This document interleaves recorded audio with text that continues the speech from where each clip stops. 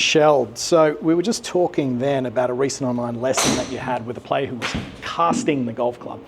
And there is a plethora of reasons of why players might be doing this. Yep. Face might be open, one of them, and that's their attempt at closing it. But with this specific player, it was around their grip pressure, wasn't it? It was quite interesting. Absolutely, yes. And I love when I get this opportunity with you to kind of hang out and talk to your audience about misconceptions out there. And one of the ones that I had with a recent lesson of mine is a student was using the term that he wanted to hold the club like a baby bird, right?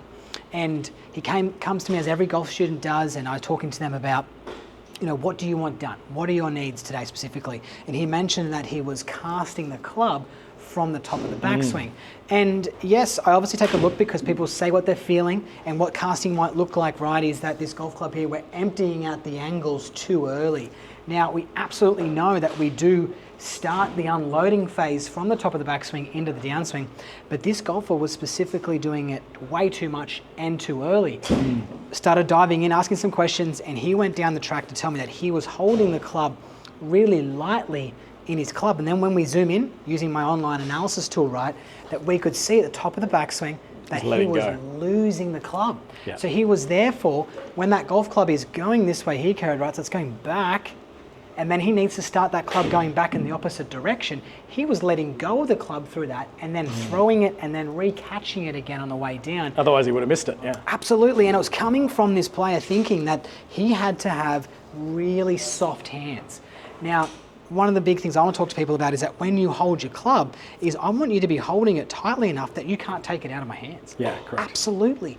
But the kiss here, right, is that you need to be mobile in your wrists. Yeah. Would you agree with that? Is that something that you see? Yeah, massively. So the phrase that I use is a secure hold on the golf club, but long and relaxed arms. So if you hold the golf club up and face me, Toby. So what Toby was just saying is that I shouldn't be able to pull it out of his hands, but I should be able to push it towards his body. Yeah. And that's a great test. Now, if you think about any other sport that you would play, which involves a bat, a racket, or a club, is that if you were to hold a baseball bat, for example, loosely in your hands, you start overcompensating with tension through your shoulders and your arms.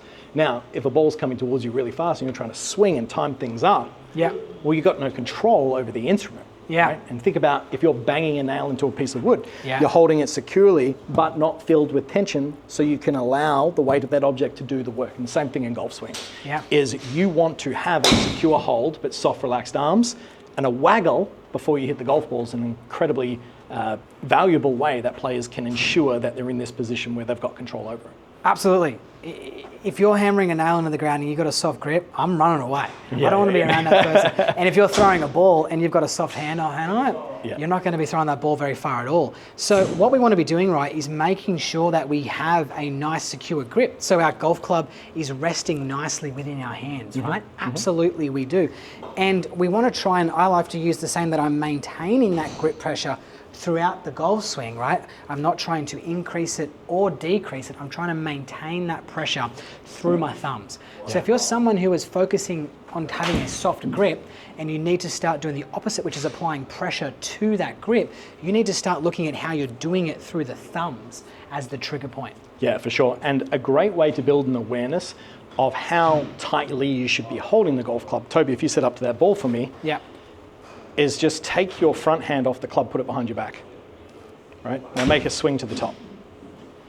With one-handed swings, you are forced to control the golf club. You are forced to hinge and load the golf club better, because the majority of players who are holding it too softly, they go, well, I don't want my backhand to dominate or my front hand to dominate. And they'll hold it softly, and then they'll take the golf club back and it will feel very heavy. You'll feel it wobble.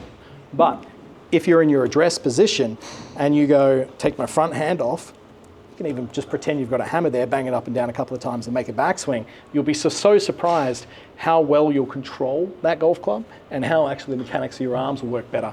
And you can do it with both arms and it works extremely well. Now just close your eyes at the top of the swing and just go, what is my grip pressure there?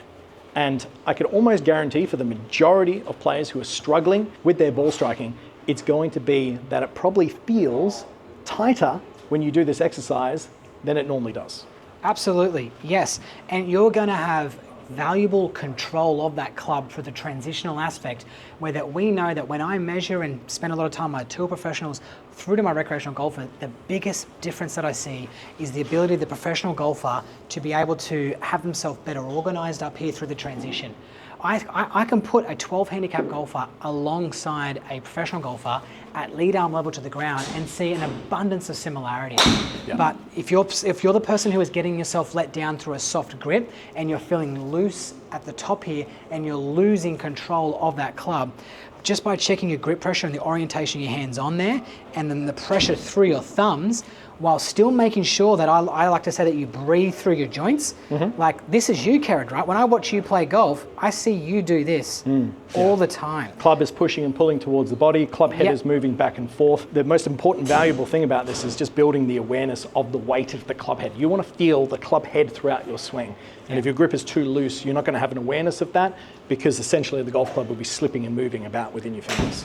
Yep. So when you are adding more pressure to the handle, you are therefore adding a little bit more tension, we could say. So then we've got to release that tension, and I like to say breathe through the joints. So breathe through your shoulder, breathe through your elbows, breathe through your wrists to get that softness. And when I see you play a lot, that's the little connotation I see you do a lot.